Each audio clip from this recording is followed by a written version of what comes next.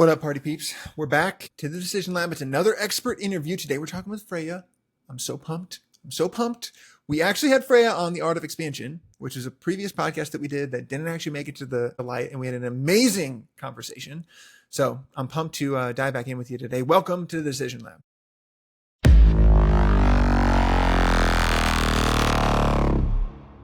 Hey, what's up? Thanks for having me. Now, thank you for being willing to come along the entrepreneurial journey with us as we start one podcast, don't ever release it, and then start a whole nother podcast. And you're along for the ride, so I really appreciate it. No sweat. I'm actually still going to release that episode that we did for Art of Expansion on my podcast. I just haven't gotten around to it. But it was such a good chat, so I didn't want to It waste it. was. It was. Okay, tell the peeps what your podcast is so that they can go listen to that one too. Yeah, it's called the Labia Lounge. It's a podcast for all genders, though the title might be a little bit misleading. Men learn a lot from it as well. It's all around sexuality, intimacy, relating, dating, personal development, holistic health, pretty big kind of umbrella of topics there. But yeah, it's real, it's raw, it's nitty-gritty, it's irreverent, it's funny, it's educational. It covers a lot of bases, to be honest. It's my baby. I'm pretty proud of it. It does. And I can personally attest that guys can glean lots of information from it. So don't let the name keep you away. So I love it. What would you say your field is? Like what would you call like the space you play in? Sexuality, intimacy, and relating, I would say. I guess everything under the umbrella of sexuality, which, can be body image, can be performance anxiety, can be orgasm, can be pleasure, can be self-confidence and self-esteem, lifestyle stuff. Like everything kind of feeds into our relationship with sexuality and our ability to access pleasure and relaxation and confidence in the bedroom. So I have quite a holistic approach, but yeah, I play in the realm of like sex coaching and sex education. Perfect. Okay, cool. I wasn't sure exactly how you would phrase it necessarily, but that's where I'd put you too. Like just I feel like sexuality in general. Like I feel Yeah, like yeah. you have a great space for that and create safety in that area. And that's an area that there is tons of misinformation and confusion. So I am very excited to be talking to someone who is in the damn thing about this today. How'd you get here? How did you first get like fascinated with this area? Yeah, good question. And also a pretty like predictable answer, I must say, after, I've got a podcast too. I've asked a lot of experts how they got into it. And it's this similar trope of like, oh, I turned my mess into my message. I was incredibly sexually shut down, ashamed, riddled with like guilt and trauma and self-consciousness. And it was an area that I just didn't touch and couldn't go near for a really long time. And it was massively impacting my relationships, my self confidence, just the way I moved in the world. And so when I started getting into personal development and working on my mindsets and my mental health and things like that, the last frontier was sexuality. It's like I was getting all of this amazing experience and these results through working on myself and going down the personal development junkie kind of route. And eventually I came up against this like last, bastion of yeah, I was just like, wow, I've got to work on this stuff. Like, I couldn't even be naked around, a boyfriend that I'd been with for years. I never masturbated or touched myself. I was so riddled with shame and just cripplingly self-conscious. So I thought, okay, there's stuff here to work on. I got to tackle this because this is no way to live. And so when I started working on it for myself, after a few years of that, yeah, it completely transformed my relationship with my body, with sex, with intimacy, with partners. It was hugely life changing. And so in that process, I became super passionate about helping other people because I kind of know what it's like to be in a really shut down space when it comes to, pleasure and sex. And so many people, I mean, everyone's got shit around sex, so For many real. people have either had a religious upbringing that's now got them riddled with shame and guilt, or they've had sexual trauma, or they have had a lack of education. And basically, we're all steeped in this kind of sex negative attitude in society. So most people have hang ups around sex or their bodies. And it just became something that I was really, really inspired to learn more about so that I could help other people. And then I sort of just fell into it. Like, I definitely didn't, go to careers day in school and be like, I want to be a sex coach. I want to massage vaginas for a living. No? Right. Yeah. I would imagine. Was there a moment like you were such a great framing of like the personal development journey and that kind of stuff? I don't know that people would necessarily think, most people, maybe this is just me, wouldn't think that sexuality is a piece of that personal development journey, like mental, emotional, physical health. But then you added in sexual health as well. That's that's awesome. Was there a moment though that you were like, oh, I've got to figure this out? Like this is rock bottom sexually, and I need to figure this out, or something's wrong here. Oh, there was probably a lot, probably a cumulative, you know, a whole lot of rock bottom moments.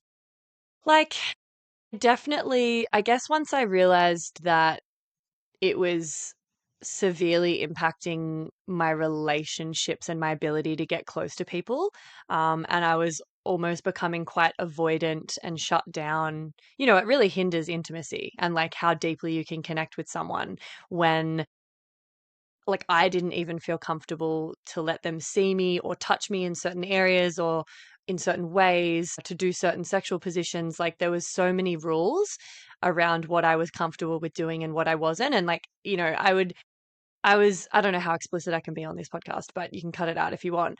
But I was in my like 20s and I couldn't give oral sex. I was so terrified of getting up close and personal with a penis. And I would get like a bit teary and a bit flustered and very like, sweaty and shaky. Like I was having it basically a trauma response Yeah, for anytime I sure. would try to like give a head job. I'd like get close and just freak out. And I was like, whoa, this is like not normal. Something really major is, happening here that I need to heal and interrupt and try to overcome. And yeah, I think just hearing friends talk about sex and what they were getting up to, meeting guys when I was dating and just having conversations about this stuff, I was like, oh, holy shit. Like, I'm not in a good way with this stuff. Like, this is pretty unsustainable if I'm gonna, yeah, want to have the type of relationships that I'm desiring and feel confident. I think the crippling anxiety and self-consciousness and the way that I felt when I was in bed with someone,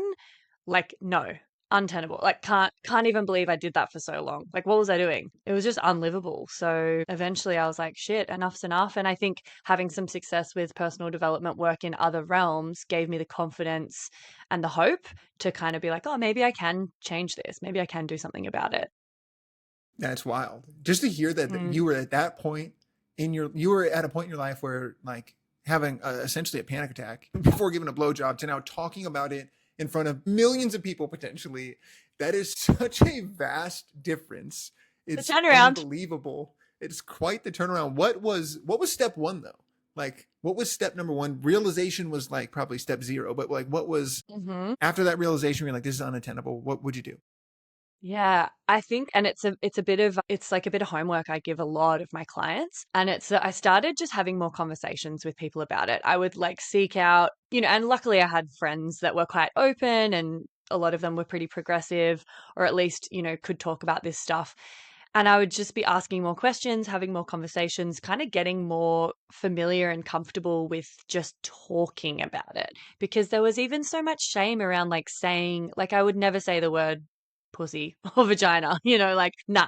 So just getting comfortable talking about it, hearing other people's experiences and perspectives, like slowly edging my way, closer to the topic and sort of dancing around without diving in the deep end. And then I remember I think it was like kind of, I guess, my version of exposure therapy. I went to Sexpo, which was like a exhibition all around sort of sexuality. There's all sorts of stalls and performances, sex toys and strippers and kink areas. And it was just kind of like eye opening. And I was like, whoa, like this isn't my jam, but like also crazy and cool that all these people are so comfortable. Like that person's naked getting flogged over there. And look at, it was just kind of like expansive to see other people being so comfortable and confident around sex.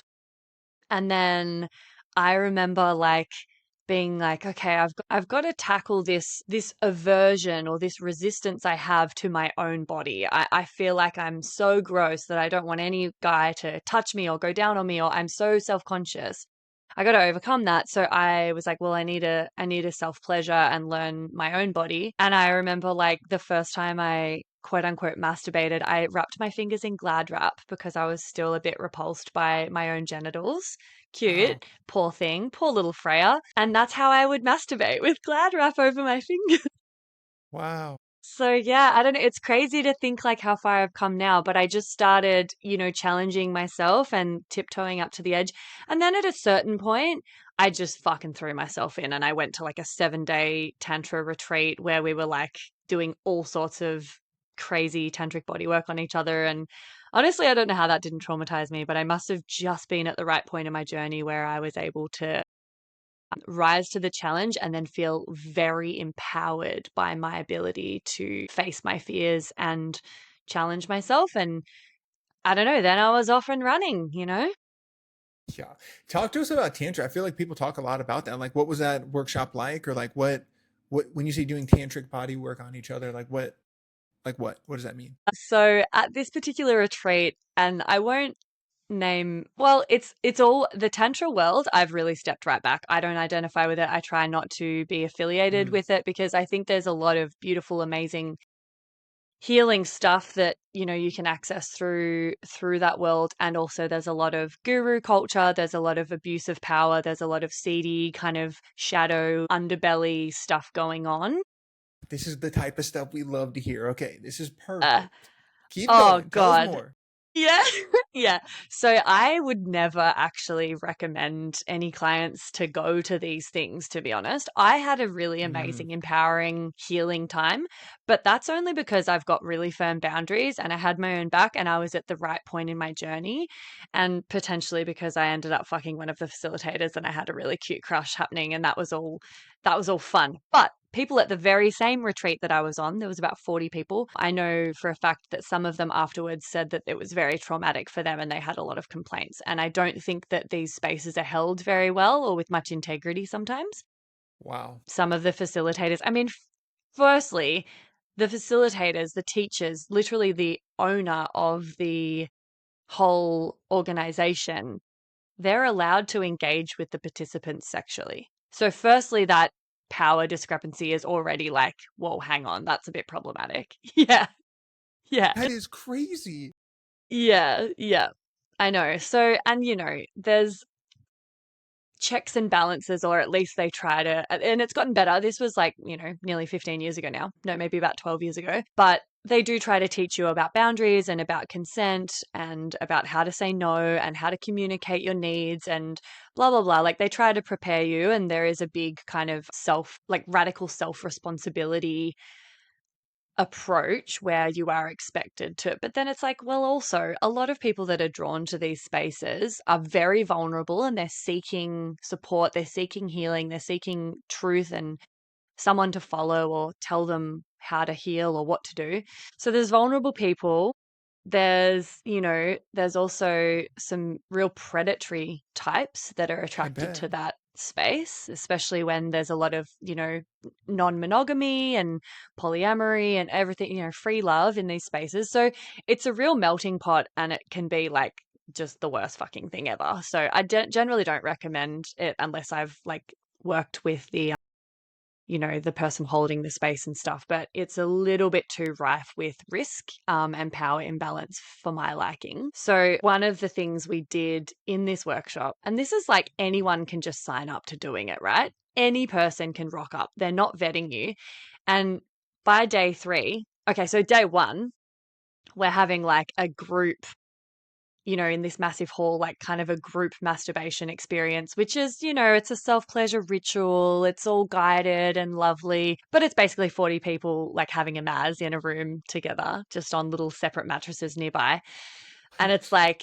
like, for me, I'm like, wow, okay, I'm really breaking down this like shame and the self consciousness. And if I can like masturbate and have an orgasm next to like a whole bunch of other people, then like, wow, look how far I've come. So, like, hey, I felt empowered by that. But that is not particularly trauma informed and safe. And so then by day 3, they're like, cool, now the field is open to engage with one another. If and there was different body work that we were being taught. So for the vulva owners, it's yoni massage, vulva and vaginal massage, internal vaginal stuff. And then for the penis owners, it was lingam massage, which is cock massage, and anal de-armoring, basically. So like prostate massage and stuff. And so like me, I basically heard that. I walked into the hall and there's like, before they told us what was happening, there's like a mattress in the middle, there's a box of tissues, some lube and some gloves. And I just nearly had a panic attack on the spot. Oh my God, dude. I cannot believe that you did this. No, Like, I at the know, point that you were at. Not that it like was right? shame about it, but just coming from like what you Yeah, just described to this is so vastly totally. different. You are brave. Totally. I know, right? I know. I'm pretty like amazed with myself as well. And like, I distinctly remember like we walk into the room, they're like, cool, this is what we're going to do. They do a demo. The teachers do a demo. And then they're like, right, we're going to pair up. And women go and cut your nails, men go and wash your buttholes, and we'll see you back here in 10 minutes. And I was like rocking backwards and forwards. I was like so fucking terrified and freaked out. Dude, it was Oh, dude. so, I know. And do you know how you get to choose who you went with? Nature's choice. So you had to go and like, no, they would find like flowers and leaves and different objects from nature around the property, and they would have two of each thing on separate trays. And so the men and women got separated, very like kind of gendered and binary in the Tantra world. And you would choose like a leaf or a twig or a flower or whatever off the tray. And then whichever man got the same flower or twig or whatever off his tray, like you guys got paired up together. And the idea was that it's kind of divinely perfect, and you get whoever you're designed to get, and you just have to roll with it. My goodness, dude. Yeah. Holy shit.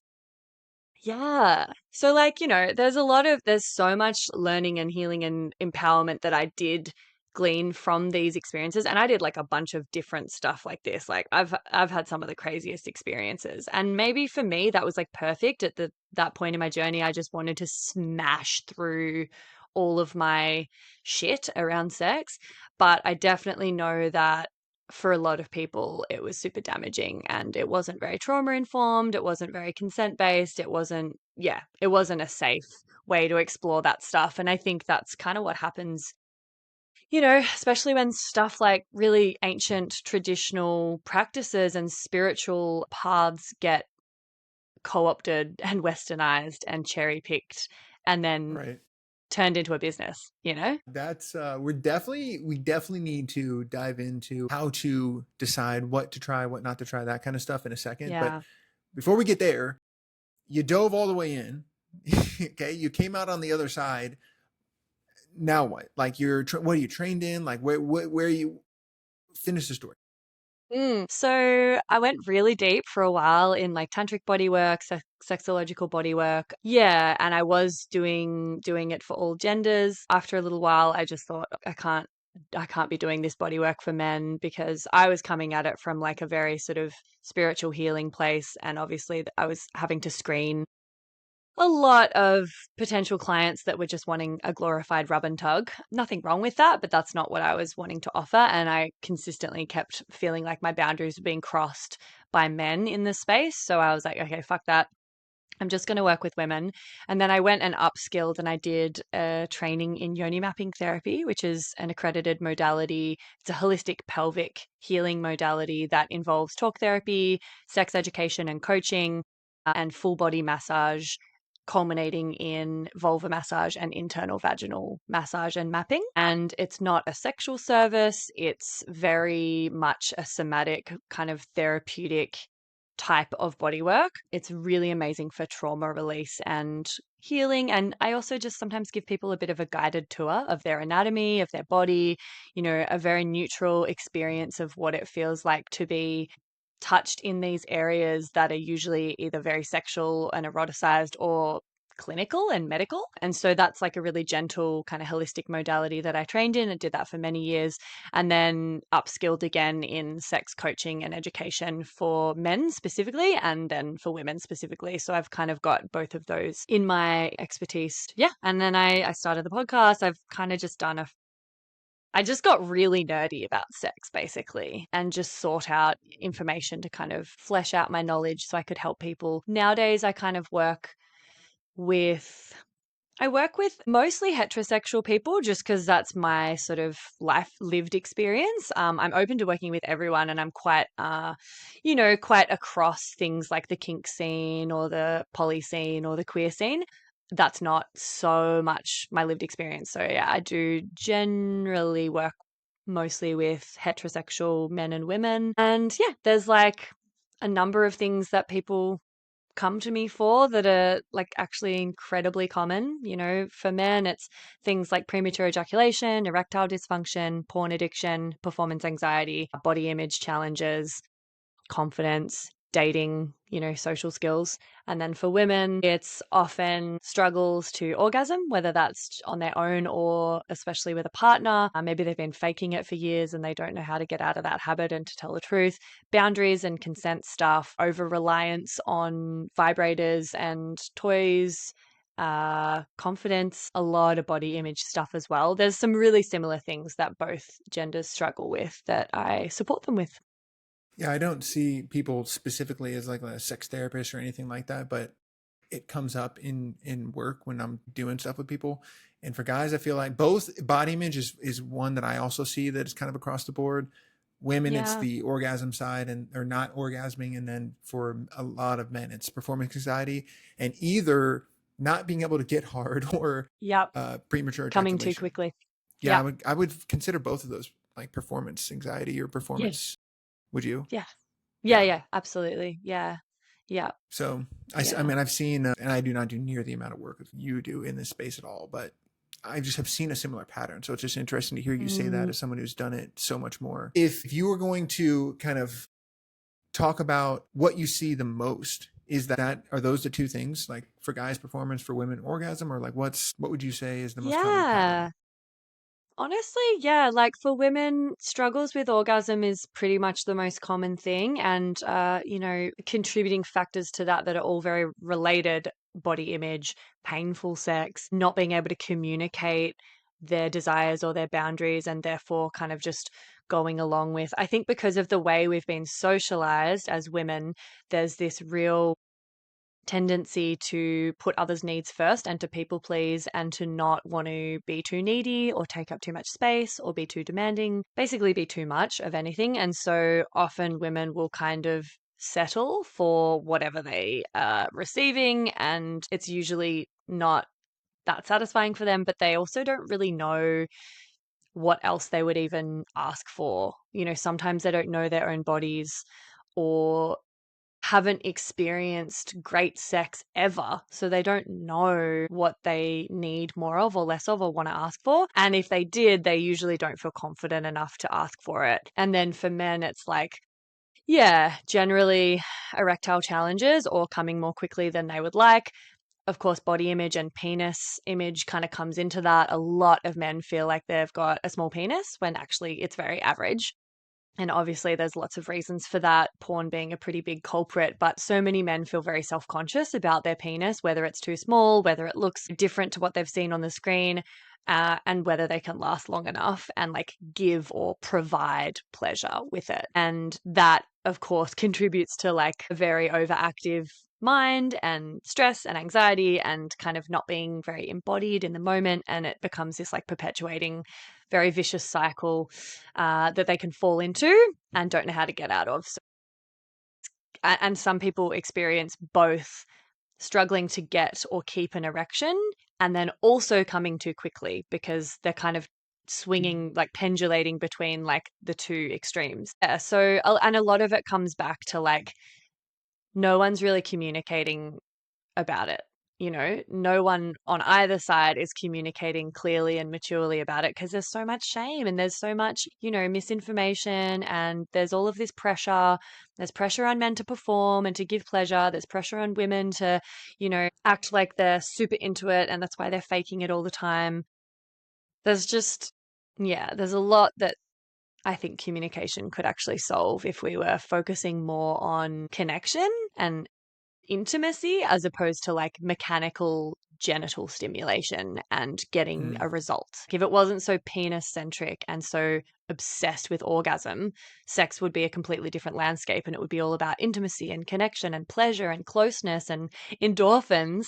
But actually, it's like, oh, we've got to like perform sex on each other and do it that's so right. true. Yeah, that's so true. And the shame piece is a big part too. Like we don't Yeah. talk about this stuff, but shame dies when you shine light on it. Like if it stays in the dark, it grows. So I mean, I remember having a conversation with a guy, a male friend of mine, about some stuff that was going on, and I like an experience that I had with performance anxiety. And he's like, "Oh, dude, that's happened to me before. Yeah, it's totally normal. I was just you just like, oh yeah, it's just kind of acting up right now. You just let her know and you do some stuff to her, and then you get back, you get out of your head, you fucking get back in the game, and you're good to go." And I'm like, so this isn't like a I bad. And love it was that. just, it was so like, and in the moment, I don't think that he had any idea that it was like a profound moment for me to just like it. He was just so nonchalant about it, like, "Oh, dude, that's happened to me 100 times, dude." Like NBD. Yeah. I'm just like, "Oh, okay." So, That's and it incredible. just, the shame disappeared, and Yeah. it Yeah. just instantly, it was different in my head. And so those types of moments I think are really important, and light was shined on. I mean, I don't think he Yes. specifically knew that Yeah. shame sucks. Like it's no fun. Exactly. And that's like, that's why the first step for me and for a lot of people is like, talk to more people about this. You will be surprised. You are not alone in this. Like, that's why the tagline of my podcast is like, don't worry, you're not broken. Your sex education was just shit, because so many people think that they're the ones that are broken, they're malfunctioning, they're not working correctly or how their bodies are supposed to. And they think that they're alone in that. But then if you start to talk to people and actually just sort of like harvest other people's experiences, you'll realize how common this stuff is. And I think, like, the role that your friend played for you, like that was such a profound turning point for you that just removed the shame and the pressure. A lot of people never talk about it and don't have moments like that. And then it builds and builds and builds. And so I'm performing that function for them. I'm kind of going, oh, hey, honestly, like not to invalidate or minimize your experience and how awful this has been for you, but like it's really common, babes. Like this is not just you. It's not a you thing. Like this happens all the fucking time. Yeah, and honestly, like it wouldn't surprise me if your friend, he seemed really nonchalant about it then, but maybe years previous to that conversation, he had had a moment where someone had taken that pressure off him and removed that shame. And so then he was just being really casual about it to make it feel like not a big deal for you, because he knew that, I mean, maybe not. Maybe I'm looking too much into it, but you I know. mean, who knows? Either way, it worked. I mean, who cares? Like, yeah, sure, I'm here for it. Way better story. So, shame dying is good at all times, though. So that's, Yeah, I think that's the bottom line. What are some definitely. misconceptions? Like, what are the biggest misconceptions that just drive you freaking crazy in your field? I mean, there's different ones for different genders, and I'll just keep it pretty like heterosexual binary because that's my wheelhouse. But there's a lot. I mean, I've interviewed some really incredible people on the potty about queer spaces and kink spaces and stuff, and there is like arguably more misconceptions and myths in that realm. So I could talk about that. But like the big ones for like men and women, I guess like one that I hate is this thing around like the clitoris being the only source of orgasm and all orgasms being clitoral. Just one, there's not really enough research. It's very tricky to research this. Um, and two, it's not fucking true. Like anecdotally and from my experience, and there's a few little studies about like cervical orgasms and quadriplegics and things like that. But this whole thing around like every orgasm is a clitoral orgasm, and the clit is like the be all and end all, and you need to focus on that primarily. That's like the primary, pleasure organ or whatever. Like, sure, it plays a massive role and it's very important. And don't get me wrong, love the clit. But like, I think that's really limiting and like quite reductionist of like how complex the female genitalia and like female pleasure pathways are. And you can have a nipplegasm from someone sucking on your nipple and not even touching your genitals. That's nowhere near your clitoris. You can have an orgasm from like anal sex. You can have a cervical orgasm if you have a spinal cord injury and you're a quadriplegic. You can still have an orgasm from the cervix because it's innervated by the vagus nerve and that bypasses, the usual sort of ways that a clit orgasm would happen. And yes, like the clitoral kind of erectile network really does like branch and enmesh with like a lot of things inside the vagina. So there can be indirect stimulation of the clitoris happening when there's penetration, when there's, G-spot stimulation. Like that's all kind of in a similar area, and it's inevitably going to be stimulating the clit because all of that erectile tissue becoming puffed up and engorged is going to mean that penetration or pressure in different areas is going to be at least touching upon parts of the clitoris. The clitoris is big and it's quite extensive within the vagina. But I really hate it when it sort of means that, women feel as though there's no point in penetration at all because like all orgasms are clitoral anyway. So like what's the point? Like penetration's just for the guy. It doesn't feel good for women. You can't come from penetration. We've become really obsessed with the clit and focusing purely on that little external part of the clitoral glands. Damn. Yeah, I just think it's like that's only one part of it, and it also kind of reduces like pleasure and orgasm to a very physical, mechanical approach, which we know that that's only a small part of arousal. Like so much of arousal and orgasm is psychological, is based around like emotions and connection and feeling safe and maybe fantasies, maybe thoughts, maybe more like psychogenic stimulation. It's just very reductionist, I think, to be like, the clit is like the be all and end all. Just focus on the clit, ignore everything else. Right. Damn. I didn't even know there was that. This is why you're the expert. But I just didn't even know there was that big of a misconception necessarily about the clit, and that's just wild. Like I would. Yeah, I It's mean, there's important. Like I feel like you're saying. My view is, oh yeah, totally important, but it's not like there's so many other things like you're saying. Yeah, yeah. And it's like, I think there was, I guess, some sort of female empowerment feminist angles to that rhetoric when it first exploded onto the scene that the clitoris was a thing. And oh my God, like penetration is just really based around what's going to feel good for a penis. And that's not always great for a woman or whatever. Like, I get that. Yeah, the clitoris has become almost a bit of an emblem of like feminine empowerment, but it's a bit ridiculous now because there's so many, there's a few, I don't think they're particularly robust, but like some studies and stuff saying like that all orgasms are clitoral no matter what, and that only 20% of women can orgasm from penetration or something like that.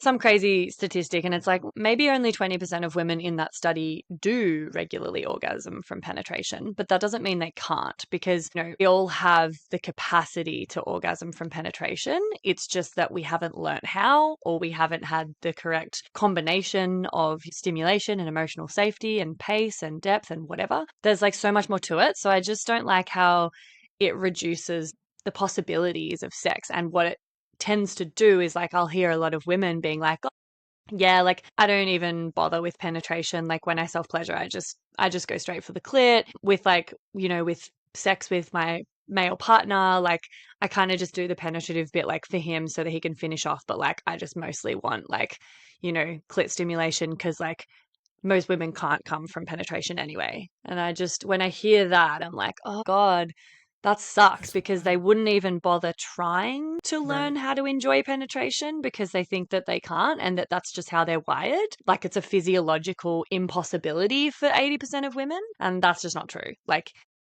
pretty much everyone can learn to come from penetration. There's just a lot more to it than, yeah, the sort of heteronormative sex that you see on screens. That's generally not going to work for a vagina. Yeah, that's wild. Yeah, I guess my perspective is just like, why not both? Like, I mean, you could also like, there's so many different ways to approach this. Like, you can do penetrative Yeah. stuff and stimulate the clitoris. Like, there's so much. Right? And then there's also what I the know. research says in relation to like, okay, so what if most orgasms are from the clitoris physiologically? Even if that was true, it doesn't necessarily mean that all these other angles that you were talking about earlier, like nipples and like all the different ways that you could orgasm, are pathways to get there. Yes. If people Yeah. hear that they're all clitoral orgasms, but that doesn't mean that it has to be direct, the On the literal clit. Yeah. clit Yes. necessarily, or like, so there's No, like exactly. what science says and then what like plays How it's out necessarily. interpreted. Yeah, how it's Yeah, interpreted. Yeah. because I think people are neglecting other body parts and pathways to arousal and pleasure because they think, oh, we know that the clit's just the button. We just go straight there. But it's like, well, nipple stimulation stimulates the genital cortex of the brain and gets things starting to flow downstairs. There's like so many different pathways that will be indirectly stimulating and turning on the clitoris. And so if and it's not isolated. The clitoris is then also enmeshed in the G spot, which is different erectile tissue. And then there's like all these different sort of bodies of erectile tissue within the vagina, the nipples that can all begin to come online and like kind of communicate with each other. So it's not an isolated thing anyway. And actually, one other myth that really bums me out is is that if you're wet, if a vagina lubricates, it means you're ready to fuck and you're turned on. And if you're dry, it means you're not. I think we put way too much stock in lubrication, vaginal lubrication. And similarly with erections, it's like if the flip of this is like when women are in the bedroom with a guy and he's struggling to get an erection or he can't keep his erection or something, and she takes it personally because she's like, oh, you mustn't be attracted to me, or you're not into this, or like, gets offended. That's really misguided because there's a thing called arousal non-concordance where our subjective experience of being turned on and being aroused doesn't match up with what our physiological arousal signs are. So for men, an erection is a pretty obvious sign of physiological arousal, but he can be really turned on and not have an erection. Or he can have an erection and actually be not wanting to have sex, not really into it. It happens a lot in like sexual assault instances. And with a woman, the lubrication doesn't really mean shit because actually for women, it's only, I think, like 25% of the time does her turn on and subjective arousal match up with what her body's doing. More common with men, like they'll have their genitals matching up with their level of arousal 65% of the time, roughly. But if you think about like, yeah, only 25% of the time for a female body is her lubrication, her engorgement, her sort of physiological signs of arousal lining up with her actually wanting sex and being turned on enough to have sex. So it's like we're reading these physical signs as a green light or a red light when actually like they're only one small part of Wow. what's indicating arousal. So this is where communication can come in again. It's like, don't just think, oh, she's wet, she's ready to stick it in. No. And don't think like he doesn't have an erection or, oh, she's dry, she mustn't be into this. That's not necessarily the case either. But if we were actually communicating, we'd be able to get some intel on that. Right. Yeah, no, I can confirm like all of these from anecdotal personal experience too, I feel like. So this is interesting that you kind of bring some of this stuff up. And I've had another great shame-free experience in relation to this as well, where because what you're describing makes it even worse. Like if a girl's like, oh, this is because of me. And it's like, Oh, this has literally nothing to do with you. And I am not thinking about you in any way, shape, or form at the current moment. And it just makes it even worse and puts you further into your head. But I've had a moment where it was just like, oh, okay, cool. We're cool. We'll just do other stuff for a second. Again, another one of those flip of the switch moments where it was just like, oh, okay, bet. And I was back in the game seconds later. Like, I mean, so yeah. it's, and now I bring that with me to my experiences Yeah. myself too. So it's, No big deal. yeah, Just it's, let's play on. Play on. We're good. We can do all sorts of other stuff in the meantime. dude, 100%, 100%. And that's such a freeing perspective. The question I have, what are better green lights then? If like boners Mm. and being wet aren't the best green lights necessarily, like Yeah. what would be some better ones? Yeah, so it's like you can combine all the different like sure you can pay attention to whether there's an erection or lubrication, but just think of that as like one potential sign and then cross-check it, cross-reference with like, okay, like what is their breathing doing? What sounds are they making? What is their body language right now? And if you are gathering all of this like sort of energetic and physiological intel and you're still unsure, which I would argue like it's always good to just, especially if it's a new partner or if it's at the beginning of proceedings, that sounds so formal. You know, if you're sort of just like in the foreplay stage and you're like, oh, I'm not like 100% sure I would love like just some confirmation that they are enjoying this and that there is a green light here, verbally check in. Like it's always okay to do that. And you can be noticing whether they're like sighing or moaning or making sort of positive, aroused sounds. But, you know, you can't always trust that, especially with how I was describing, you know, women that go into that people pleasing space and start to kind of fake it. Mm, It's always just, and it's really nice like for anyone in a situation like this to feel considered and to feel like their needs are respected and important.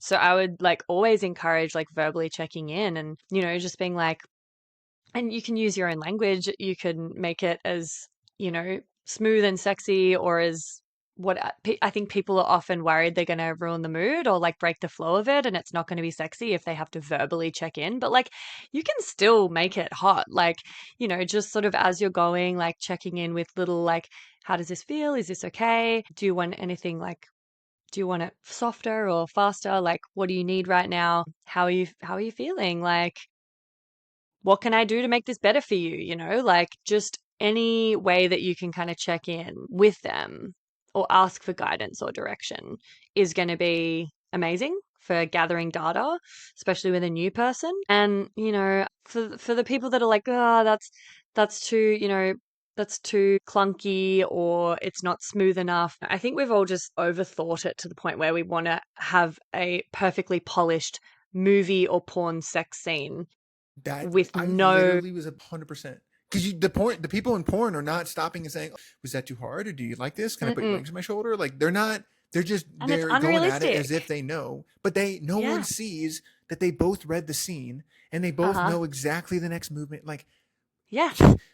And they're that should be actors, you know, they're yes, professionals that's and they've huge. probably worked together before and they've probably Yeah, practiced like in a real scenario, like we shouldn't be aiming to have this perfectly polished scene that unfolds with no communication necessary. Like that's so unrealistic and it's kind of inhumane. Like it's not very ethical to just like do something to somebody's body in the most delicate, sensitive, vulnerable area without checking in first, without asking how they like it. Like I always, especially with a new person, I'll like try to talk about sex and what we like and don't like and what our boundaries are and whatever before we hit the sheets. And if someone feels like that's ruining the mood or like fuck it, that they're not mature enough to have sex with then in my books. Like bro, I want to be able to talk great about this shit perspective. beforehand. Like 100%. if we're not mature enough to talk about sex, we shouldn't be having it. And Dude, I'm not going to 100%. trust someone. Like trust someone to penetrate my body. Like no. So I always say like, hey, one thing that I really enjoy or need actually, I require is like before you put anything inside my vagina, whether it's fingers or a penis, I would love you to check in first to make sure I'm ready. I don't just want you to stick it in whenever you feel like it. I want you to actually check in before you enter my fucking body. And I think that's a really It's reasonable reasonable. request. That's reasonable. That's reasonable, dude. Like I get it. That's totally reasonable.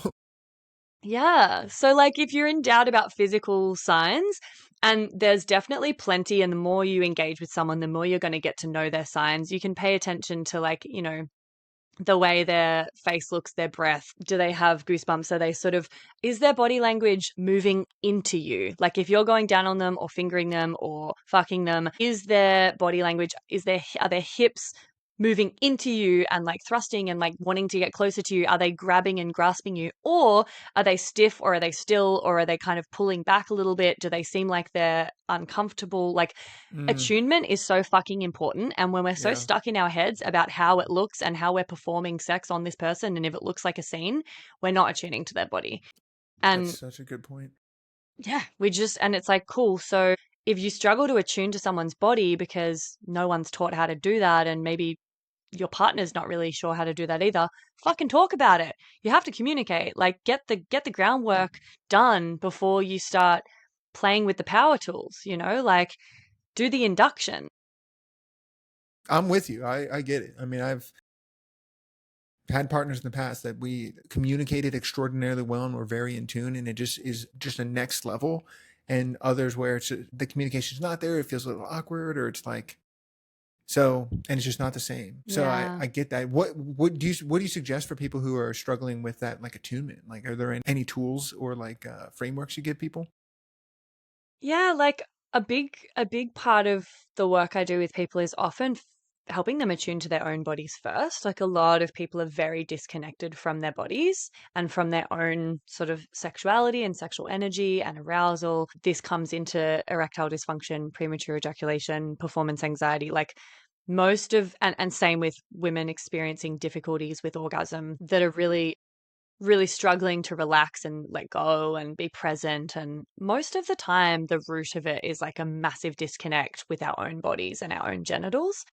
And so a lot of the homework I'll give is solo play stuff. And it's a lot of it's not even genital focused, it's more around nervous system regulation and mindfulness and attunement to our own bodies.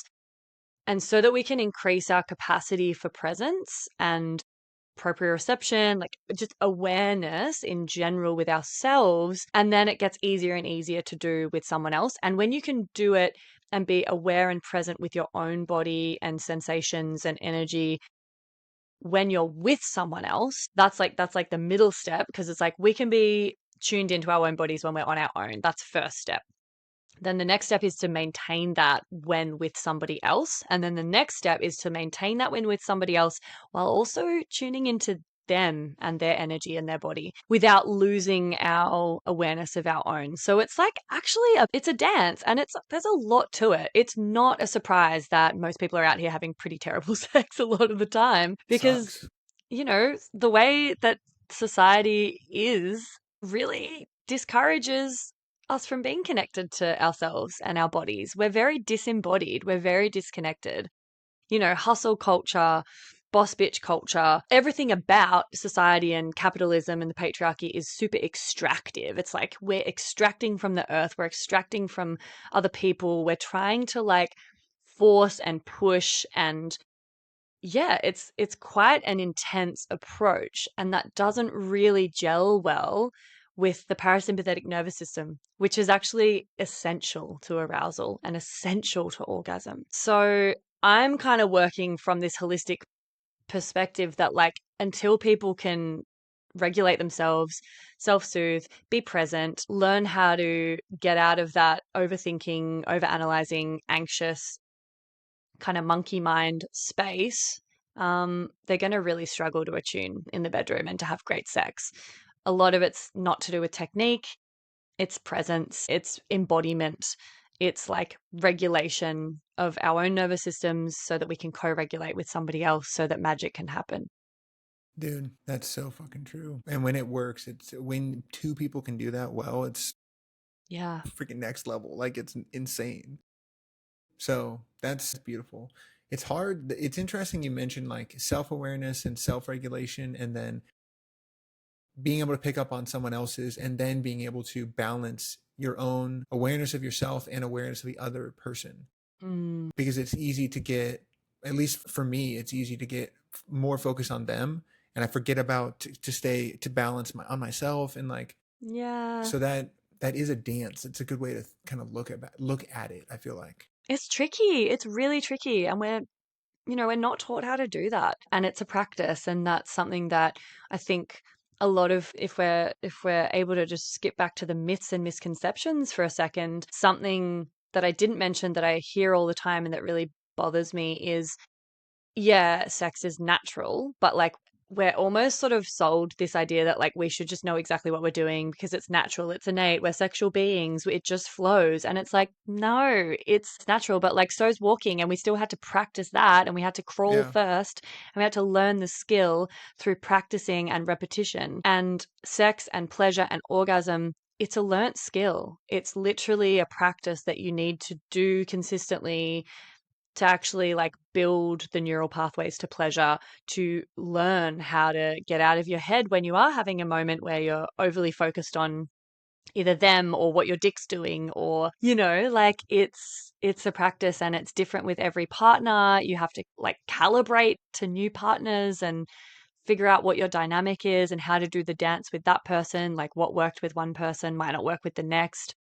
And I think we put so much pressure on ourselves to just know what we're doing and to like have the techniques down pat. And like once we nail it with one partner, we're like, fuck, we're a stud in the sack. And then we go to the next partner expecting to just be killing it. But it's just not how it works, you know? Like, yeah. No, it's not. Every body, every human, every nervous system is so unique. Like we have 1 quadrillion synapses in our nervous system each. We are so spectacularly unique. It's not even funny. So it's every situation is a different situation. So Yeah. something I wanted to make sure we hit on is something we talked about in the last podcast. I every time I talk to you, I freaking tell you about this because it was so profound and life changing at a fundamental molecular level for me. But it's the gates thing, or like the levels of arousal, or I can't exactly remember what it is, but it's the concept of how women become aroused and get turned on versus how guys do, and how to navigate those things differently. Tell us more. Tell me Yeah. about that. Cool. I'll explain it, and then you should definitely tell listeners and remind me again, because I love a bit of a gas up how you've applied this in your personal life, because it's so awesome to hear about that. The thing I love about this framework is it's so fucking applicable. You can literally apply it immediately and notice what a difference it makes to intimacy. And what it is like, and some of this is sort of rooted in some Tantra philosophies. Some of it is a bit, and it's also very backed by kind of like science, but I don't have the science around it. It's going to sound a little bit woo woo, but it's sort of based around this theory that for women to open sexually, our hearts need to be unlocked and tended to. You know, safety, emotional connection, true intimacy will mean that, you know, our sex center becomes very open and online, and it's reversed for men. The sex center helps unlock their hearts, and they often use sex and like physical sexual intimacy to feel more connected and emotionally intimate with someone. So it's sort of slightly different polarities there, and we have different needs in that regard.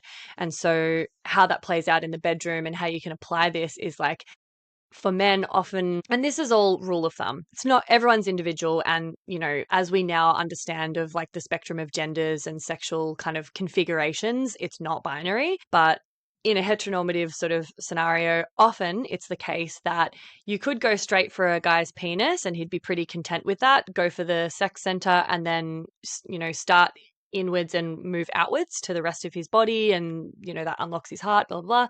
He's pretty happy if you go straight for the dick, that's fine. For a female body and for like feminine sexual energy and the way that female arousal processes work, we need the opposite approach of that. And we need you to start from the outside and work your way in with genital touch last. And so you're able to follow this framework. It's called the 7 gates of female arousal.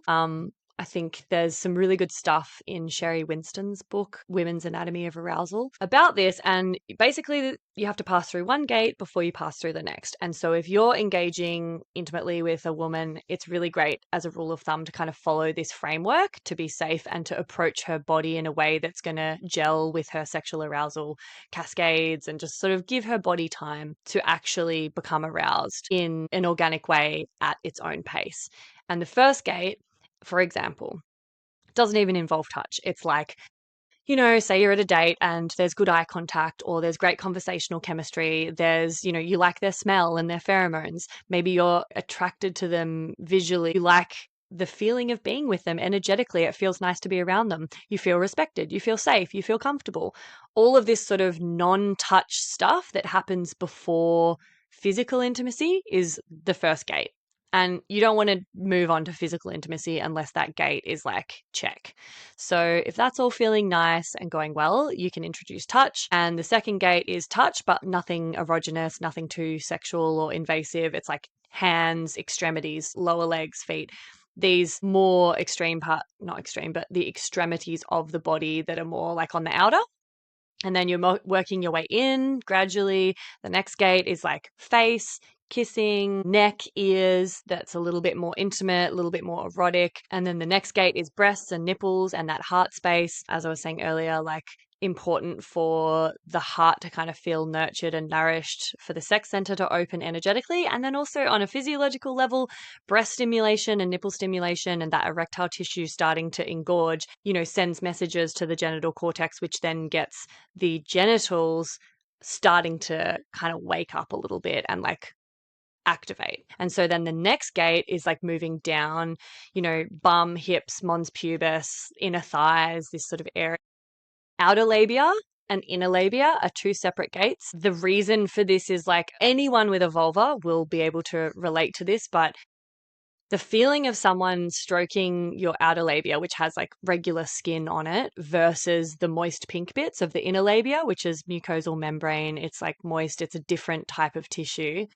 Very different sensation, and will feel very different in terms of like if you're not ready to have someone touch you on the inner labia, clitoral hood, those moist pink bits, it can feel very invasive, and it will feel like more of a violation, because that's really the inner sanctum right before penetration. So one gate is, where there's pubic hair growing and regular skin around the outer labia. Another gate is the inner labia, clitoral hood, clit. And then the final gate is penetration of the vagina or the anus. And so you're working from outside, moving inwards, with penetration being last. And like, there's so many reasons for this energetically, but then on a physiological level, we know that for a woman to feel, optimally aroused and access the best kind of orgasm, her erectile tissue needs to be fully engorged. And for that to happen, she needs to be in her parasympathetic nervous system long enough for the blood flow to actually move to the pelvis and engorge all of that erectile tissue.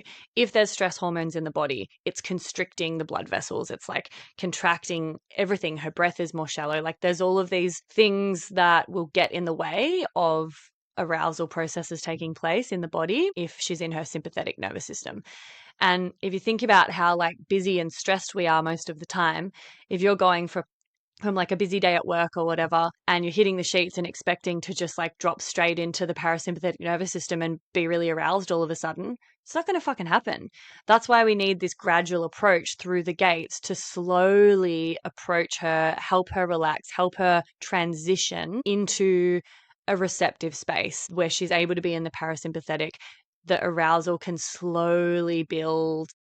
She can kind of gradually become more open and ready for penetration. And then by the time you get to penetration, if you've done your due diligence, all of her erectile network will be just pulsing with blood, and she'll be fucking ready to go. And then she'll be able to orgasm more powerfully and be way more turned on and enjoy the whole experience more. Plus, you're just honoring her whole body. You're not just making her feel like she's a pussy on legs. Whew, what a mental image that was. wasn't ready for that one, Freya. Hello. Good morning. No, this is a beautiful framework. There's like before I knew this and understood this, and after is how profound it has been for me. And the thing that's also helped me as well, because I feel like guys are process oriented, generalizing, I realize, but it just gives you a framework. And then the other thing that because I was experimenting as well, is that I feel like you can go through these different gates throughout the day. Like it can start in the morning with just laying there calm and chill, and maybe you're like making out in the elevator, or you're like hugging them from behind, and it's like you're hitting these different gates and kind of filling them up almost throughout the day and throughout just life in general. That doesn't necessarily in the moment lead to having sex necessarily, but understanding that you are filling up a gate or creating like building to something kind of like is you're just so tending great. to them. Yeah. Right. And that it is a Plays part of 24/7. 100%. That 100%. That's a great way to freaking put it. And the base level being emotional stability, emotional availability, safety, emotional safety, like is huge. And then you can move on to these other things where like you're touching more and hugging more and just kissing more. And like, it doesn't have to like directly lead into sex necessarily, but it does build up. And then it is, again, also great in the actual moment when you are actually going through and kind of mentally thinking, okay, like, let me slowly like go through these gates in the actual moment. And it is so much better on all fronts. Like, it's amazing. You feel so much more intimate. it helped me get out of my own head and just kind of like be in the flow and not feel like I was like performing like you talk about. Like Yeah. I freaking love it, dude. And everybody I tell about this too, they're like, holy shit, I can't believe I didn't know this. How did I not know this? Like this is I so know. makes so much sense.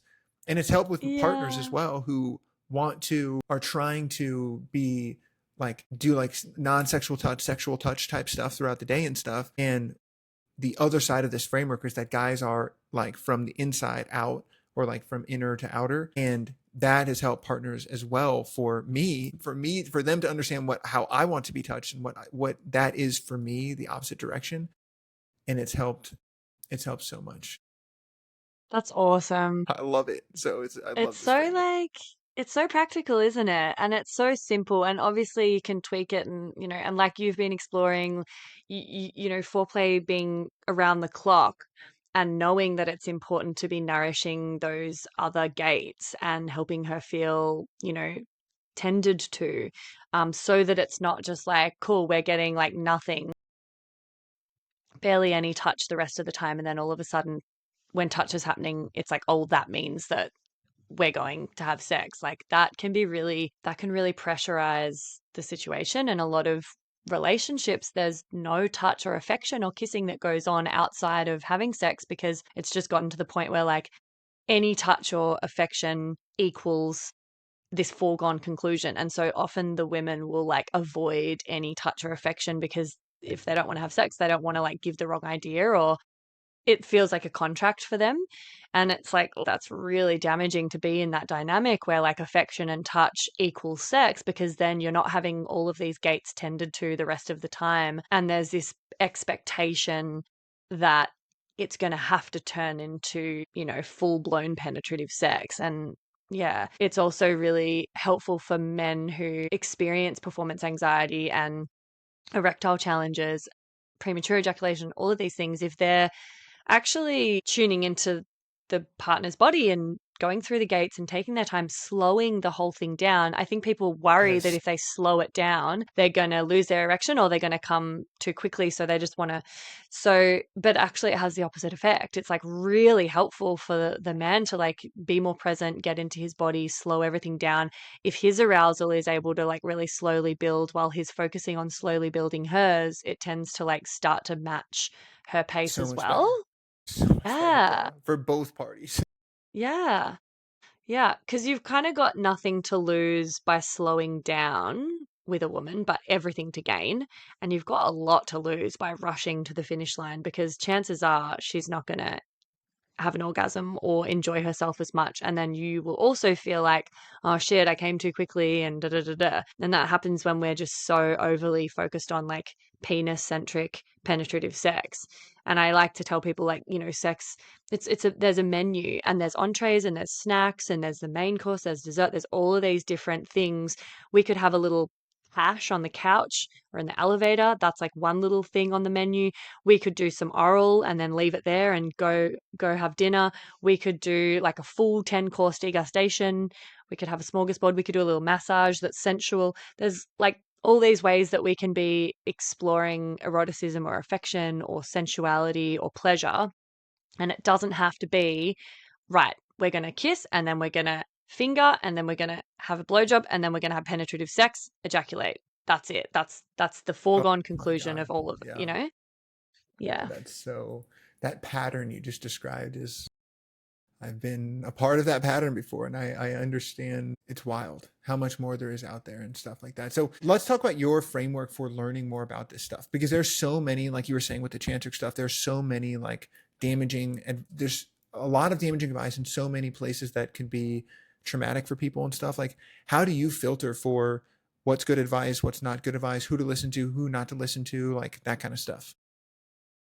I mean, it's pretty tricky because there's so many gurus out there and people sort of touting different information. I think my like bullshit sort of detector has developed gradually over the years. Like it definitely wasn't that strong when I was first delving into all the Tantra stuff, like I kind of had to make a lot of I mistakes and noticed learn the that. hard way. So it took a long time to develop. And maybe if you're new to this, you don't rely so much on your own bullshit detector straight away. You find like one or two practitioners that are doing the work, the due diligence, the research, they're sort of doing that on your behalf. There's like definitely people in like the sex research space that I've really respected and looked to for like integral information that I just know like I can trust. Emily Nagoski is like an amazing person in that space. She writes books and she takes all the research and distills it into like layman's terms and has some really great books, Come As You Are and Come Together. There's, I guess, a certain amount of like critical thinking that needs to be applied. And the tricky thing is that there's not enough research, especially around female arousal and orgasm. It's just really hard you can't be super like, right, I'm just going to look up the studies and just like, I'll just believe the science and that's it. Because honestly, one, there's not a lot of science. And two, some of the science is fucking bullshit. They didn't even put the full clitoral structure in textbooks until like 20 years ago or something. Like it's pretty rife with misinformation even in that realm because it's quite new that we're even getting funding and doing studies on this stuff. Yeah, so and I would also say like sometimes the science isn't that important with this stuff. Like I said, so much of it is around emotional intimacy and connection and attunement and regulation and being embodied. And so a lot of this stuff is helpful to know. Like I do a lot of sort of sexual psychoeducation because knowing that people, knowing you're not broken and knowing that your body's functioning how it's designed to, but it's just trying to function in broken systems or you know, in a soup of shame and stigma, that can be really reassuring and validating for people to know on a head level. But then so much of what we actually need to develop is like the embodiment side of it. And that is practice. And so it depends on how you work. I'm a very like head, like I like to understand things and that helps me on the embodiment level. But some people probably don't need to understand on like a scientific level. They just need to get reps in with like knowing how to be present in their body, knowing how to attune to their sexual energy and arousal. And for that, like I do a lot of home play practices for people with movement, with self pleasure, with changing the way that they approach masturbation or using breath work or whatever. I do not know I don't know what advice to give people in terms of like vetting people. And I mean, there's I think I did a blog post or a YouTube video or something on like how to choose a practitioner because there's so many like charlatans and stuff. And it's all pretty basic stuff. Like obviously look to see if they've got a lot of testimonials and reviews. That doesn't always guarantee that they're within integrity, but look at their qualifications, read a lot of their writing, just like feel into whether I think sometimes if someone's trying to be like, this is this way and this is really binary and like I don't know. I just get a little bit suspicious if people are like a bit too opinionated. I feel like all of this stuff is so nuanced Yeah. that it's never like pretty much everything I say, I'm always annoyingly caveating it with like, oh, but this is just not, it's not going to apply to absolutely everyone. There's always exceptions to the rule. And, it's got multiple different intersecting factors. Like if people aren't coming at it from an intersectional lens, I wouldn't trust them. And if they're coming at it from like, purely this is what the science and the studies say or purely this is like energetically what I feel, it's like nah, it'd be good if there was like a nice balance of like Yeah. here's what we do know from the Hmm. limited science there is and here's what we know anecdotally and here's what we know from like my personal experience in these fields. Yeah, so I don't know if that's a very helpful answer because it's kind of unregulated, the space. Yeah, it's hard. I mean, this is a weird, it's a, for a podcast that really tries to try and find science and peer review and understand like that stuff. This is a hard space because there's not like an overwhelming amount of science on these types of topics and stuff. So God, it's so freaking hard. Are there any other like glaring red flags that you look for or things that you're like, oh man, like no shot, I'm trying that? Are you kind of talking about like practices or like like what realm are Like we playing in practitioners right or now? like workshops or like the stuff that you were talking about, like where some Mm, people are coming out like kind of traumatized. Is there yeah, things that people could yeah. look for? Are there like best practices that should they be making you do an STD screening before you go? And if they don't, that's kind of sketchy. Should they, like, what Mm, are the red flags and stuff like that? yeah, I mean, to be honest, I don't know any retreats that make you do an STI. Like they should, but yeah, to do a screening beforehand. I think generally, I know it's kind of throwing the baby out with the bathwater, but like the tantra space, I just steer clear of it now in the Western, even, in India, there's just intense amounts of sex trafficking and abuse going on. And so I tend to just, and I also think a lot of that, the ancient practices and wisdom, it's like very hard to like transplant that onto the modern day kind of lifestyle and relationship framework. So for me personally, it just didn't resonate and there was too much bullshit and too many like egos in that space. I don't really go to any of those retreats anymore. I think it's quite unregulated and dangerous because they're playing with like big, big, big energy and they're trying to elicit these huge cathartic responses from participants without any scaffolding or like nervous system regulation or safety beforehand. And so people are winding up like frying themselves, like full Oh my sizzling, gosh. going into like big trauma responses. I'd never say never, but like I definitely don't personally recommend anyone go to like tantra retreats or trainings. Of course, if you've got people that you really, really trust that are very embodied and very empowered and boundaried, and they have someone that they recommend and you go with them, like, okay. But like generally, man, the space is just too rife at this point. And yeah, red flags, like if you get that guru energy and people are just trying to tell you that it's this way or the highway and that they've got the answers and there's one way to be, like all of this kind of like binary, like masculine and feminine, just all of that feels very like my bullshit detector goes off pretty hard with all of that stuff now. What Yeah. about like green flags? What are things that you look for? What are certifications that are good that look for? What are research backgrounds? Like what's processes? You said yoni massage is one that you've mentioned before. Like what are some of the green flags and things to look for? Well, I definitely wouldn't be looking at, so yoni massage is a really tricky one. I'm qualified in a very specific modality that's very full of integrity and we can get insured as practitioners. It's accredited, it's registered. Most yoni massage, it's not a protected title. So a lot of yoni mapping and yoni massage is literally someone's just done a weekend workshop and now they're saying that they do that. I would never go to a man that does yoni massage. Just it's just way less likely to be safe. I've heard way too many horror stories. So Jesus. yeah, I definitely wouldn't be like, yeah, oh, Freya does yoni mapping, so that must be okay. Like, no, I actually kind of want to change the name of it, but I can't because that's what the modality is called. But there's so many other modalities with similar titles that are totally unregulated and yeah, not a vibe. But things like, sexological bodywork, sexology as like a field is a little bit more science backed and that's, I mean, it's also not a protected title. People can tell you that they're a sexologist when they haven't actually studied sexology, so that's a bit tricky. So maybe like actually look at Dude. what they've done at uni. I know it's there's so many gray areas in this space which makes it very tricky to like yeah, create a trustworthy brand.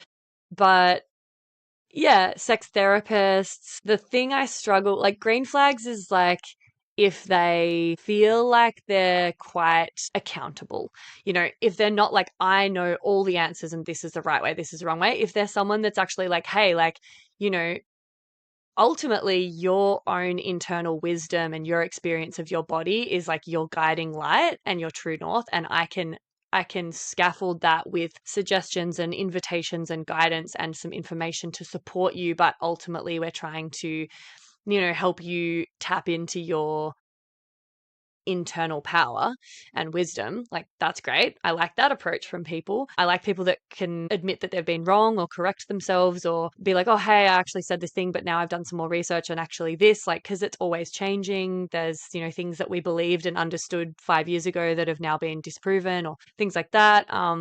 If they've, I mean, it's really hard. It's really hard. Green flags, like, because, also some of these, more credible qualifications, such as if they've studied sex therapy or sexological bodywork, sometimes they're also quite two-dimensional and they're only based on what available research there is, which is quite minimal and sometimes outdated, and it's not very holistic. Like I have an approach that I feel like is a lot more, it takes into account a lot more factors than maybe like your average sexologist, for instance. So I don't know if I can give you much practical, advice around No, it's that okay. either, I to mean, be I get honest. it. I mean, this is better and more than most people get, especially in a space like this. Some of the stuff I look for, I mean, a sex therapist is always like nice.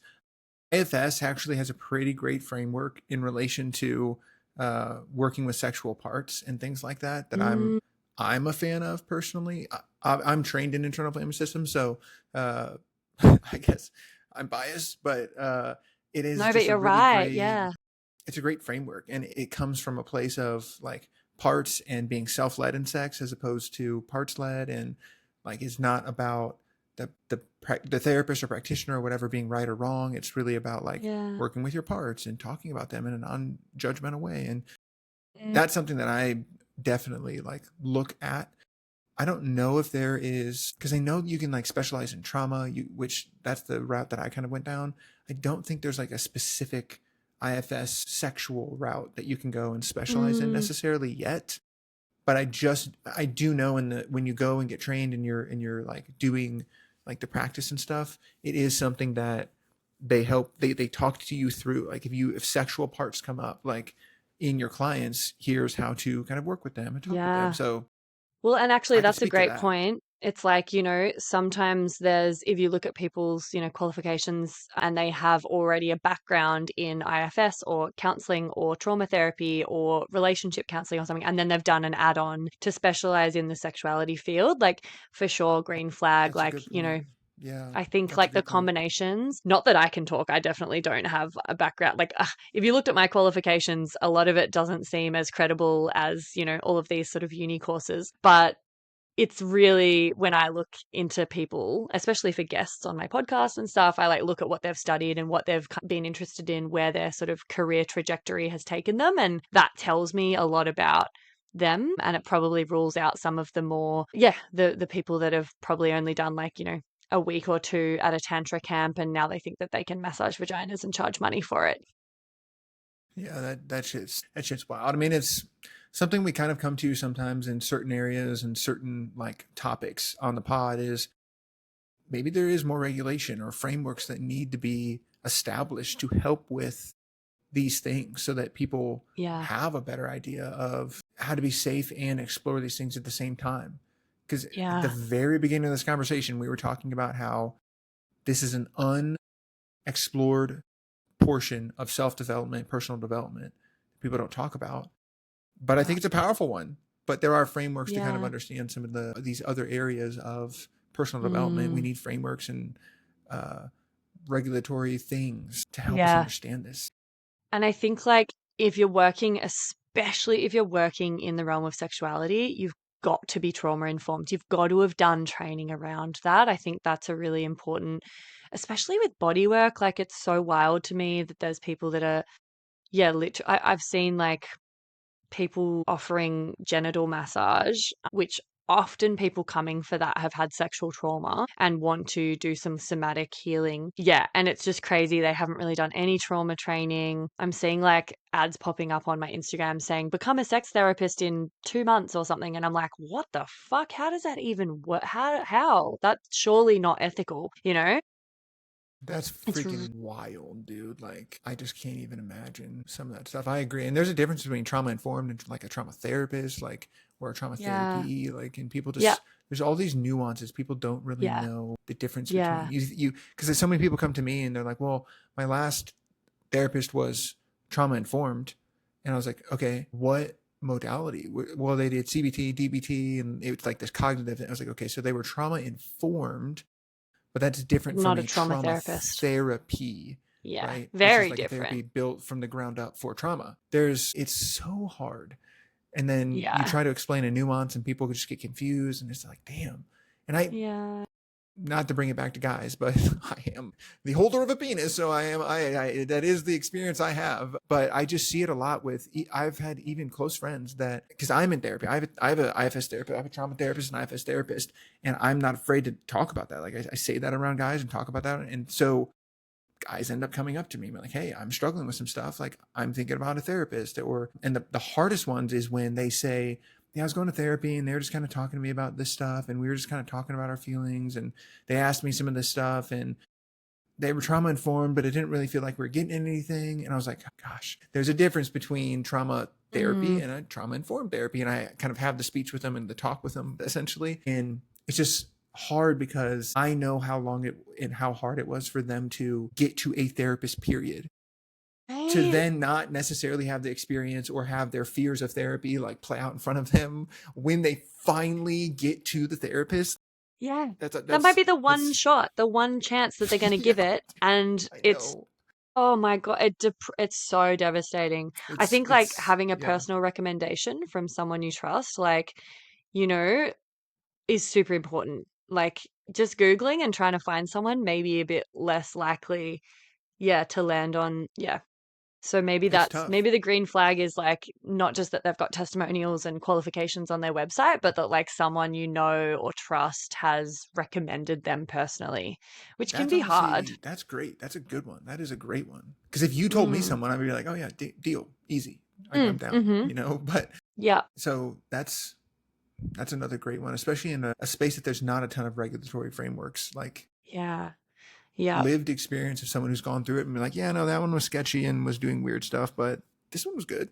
Hmm. Would be I tell you who you should get on your podcast who's like, you know, in terms of like people that I know that I would trust with literally, like I can go and ask anything and I know that it will be the most like science backed, integrity filled answer in this space is Cam Fraser. He's like Australia's leading men's sex coach. I've trained under him. I did his practitioner training and he's fucking out of control. He is like the biggest nerd. You would have the best chats with him. He's like super, super, super, super intelligent and like informed. I am like nowhere near as like across everything as he is. He would be incredible to talk to. And so, you know, there's people like that, that if I need a recommendation for something specific for someone, I'll ask him and I'll pass that on to a client because I'm, you know, I'm trauma informed in what I do. I'm not a specific trauma therapist. And some people come to me and it's like, okay, they actually have some really intense acute trauma and they don't need a coach right now. They need a therapist. And so I'll find someone in that space and I'll ask someone like Cam. Yeah. So that's beautiful. there's That's a hot great. I tip. love that. Yeah, I'll definitely have to check him out.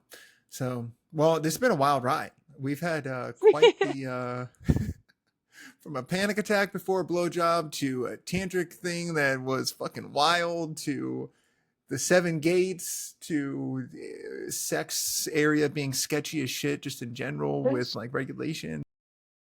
It's been a wild ride, and I really appreciate you taking us on this ride with you. Pleasure. I love talking about this stuff.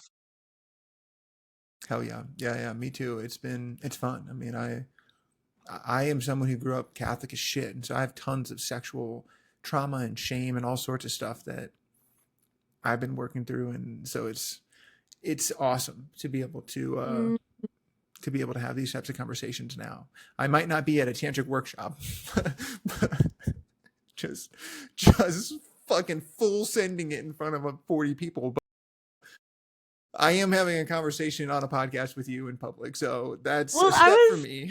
yeah, I was literally, before you just mentioned that, then I was going to say props to you because I'm super impressed with how openly and generously you are sharing quite personal stuff. And yeah, you're quite comfortable having these conversations in general and let alone on your platform. Like that's massive. Like that's not everyone can say that. So you should be really proud.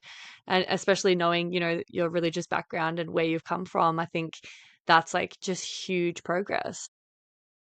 Year and a half of therapy, baby, and extraordinarily sex positive, like people around me and team around me. So Nice. it's been Yeah. empowering to say the least. So I appreciate Yeah. you saying that, though. I'm receiving it. I'm practicing receiving. Nice. So I received that compliment. Thank you very much. And thank you very much for hopping on here today. Is there anything that you'd like, any place you'd like to send people, A? And then anything you'd like to leave everybody with. Yeah, well, so I've got like a free mini course online that's all around female pleasure and arousal. There's stuff in there around like the seven gates and arousal non-concordance, things like that. Just some of the foundational stuff. So that's great for any gender. If you're a lover of women, if you are a woman or you have a vulva, that can be really just informative. I'll give you the link to that. That's just on my website. And then if you're a guy or someone that has sex with women, I've got a little like online crash course called Stud in the Sack, and that goes a bit deeper. Great. Yeah. A Nice. Goes deeper. Love that. little bit deeper. It's still like a taster. Both of these things are kind of like entry point just to give you like a foundational understanding to help you just be more confident and more masterful in the bedroom and just kind of know what you're working with and where to begin. And then, of course, I do private coaching with people. I've got a 3-month online course for vulva owners that goes way deeper. And yeah, my podcast, the Labia Lounge, like that's a great free resource. There's like 170 episodes at this point, and there's ones that are specifically for men around penis stuff. There's lots for all genders. It's pretty educational and informative stuff. And we've got an episode on there together about trauma and neuroplasticity, and I can't quite remember, but it's a good chat. And yeah, what do I want to leave people with? I suppose I just want to encourage people to, if this is an area that holds a bit of charge or shame or trauma or difficulty, if there are triggers, if there is, it's vulnerable for most people. Like I said at the very start, most people have shit around their sex, and that's super common, but you don't have to live with it and you don't have to feel alone in that. So I would encourage you, like, start working on it, seeking out resources like this episode, like, the resources I just listed, finding people in your sphere, whether it's a friend or a partner or a sibling, finding more people to have these conversations more openly, just like bit by bit by bit, start to become open to new perspectives and experiences that will maybe shine a bit of light on that shame, if that's what you're grappling with, or if it's a skills thing and you want to upskill, or if you want to feel more confident, if anything at all. Like, honestly, it's so fucking worth it. Like, if I hadn't started working on this, I would still be crying at the side of a dick, like, I am so, so, so grateful to myself for, you know, actually taking action way back then. And it was hard, like, for sure it was confronting, but you can just do it gradually and you're never going to regret it. Like, this thing around sex gets put in the too hard basket all the time. It gets deprioritized, it's shrouded in shame and stigma, and we have so much insecurity around it. So it becomes this thing that we don't want to touch and we don't want to look at and we don't want to talk about. And it just gets really overwhelming. That's a really common thing I hear. Super overwhelming for people. So I just want to say it's very worth it to actually work on it. You won't regret it. It's life-changing. Why? We've talked a ton about like, oh, it's like the bad stuff and all the roadblocks. What are on the other side of this? What are the benefits? What are the like? What is the greener grass? Like, Mm. why is this so awesome? Oh my God. Imagine like engaging with a lover or a partner, walking into the bedroom, feeling excited and turned on and curious and relaxed, as opposed to stressed or tense or anxious or insecure. Like, imagine if you were to just like literally feel so relaxed and chill and excited about intimacy because you felt confident in your body, you felt confident in your ability to attune with your partner, you were excited and curious to explore together. The depth of intimacy and connection that's possible, the emotional nourishment and safety that you can get from your sexual relationships. It's such a game changer because, you feel differently about yourself, and the relationship health, like, is like, it benefits enormously from this stuff. Like, Mm, and the skills that you learn through navigating this stuff, which are very much applicable to other areas of your life, relaxation, mindfulness, attunement, confidence, communication, oh yeah. communication to navigate this stuff, and the practice that you get at, like, yeah, expressing yourself it's like invaluable, because how we live our life is how we have sex, and how we have sex is how we live our life. And if we're always shut down or anxious or insecure or rushing or overachieving, or we're a perfectionist, that is going to play out in the bedroom and it's going to suck. But if you start to like hone these skills outside of the bedroom, it will reflect in the bedroom. And if you hone them in the bedroom, it will have a ripple effect outwards. So you can start tackling this from either end, and it will have a positive effect on your whole life and your relationships and your relationship to yourself as well. Mm. Could not agree more. That is such a great, great point. I agree. I really love the way that you said that when you initially started, it was finding safe people to talk about this stuff more. That also helped me. So, retweet. Having for me, it was a IFS trauma therapist. It was really helpful to work through some of the sexual shame and things like that. And I'm still in the progress of that. And then a really healthy relationship with someone that was that was more open sexually and also like just non-shame free. And you're right, it creates an incredible relationship, and like just you feel great, you feel more confident. So I couldn't agree more with everything you're saying. And I love that how you show up in sex is how you show up in life. That's a clip right there. That's great. So It's hell yeah. true. Cool. Well, thank you so much again for hopping on. I'm pumped. And thank you everyone for coming to check out our expert interviews. We love doing these. We're trying to get more of these. If you love this kind of no BS approach to science and understanding all the misinformation and disinformation and stuff that's out there, and you want people that are cutting through the truth, hit subscribe, and we'll see you next time on the Decision Lab. Peace.